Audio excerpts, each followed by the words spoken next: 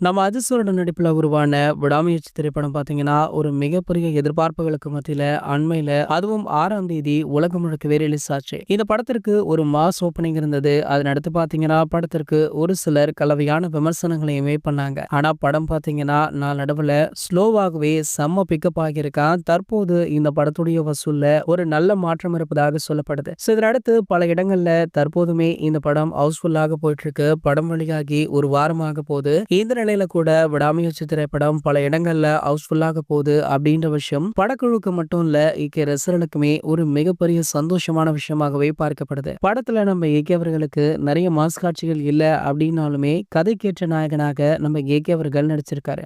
இதுவே போதும் அப்படின்னு பல ரசிகர்களுமே சொல்லிட்டு இருக்காங்க.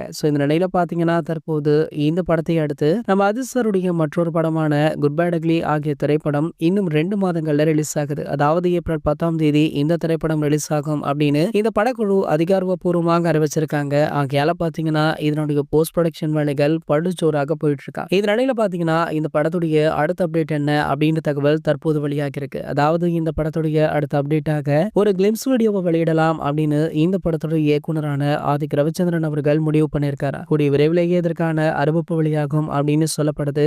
விடாமுயற்சி படத்துடைய கொண்டாட்டமே முடியல, அதற்குள்ள குட் பேட் அக்லி படத்துடைய அப்டேட்டா அப்படின்னு ஏகே ரசிகர்கள் சந்தோஷத்துல திக்குமுக்காடி போய் நிக்கிறாங்க. இது போன்ற சினிமா செய்திகளை பத்தி நீங்க உடனே தெரிஞ்சுக்க நம்மளுடைய அஜித் டாக்கீஸ் சேனலை மறக்காம சப்ஸ்கிரைப் பண்ணிக்கோங்க.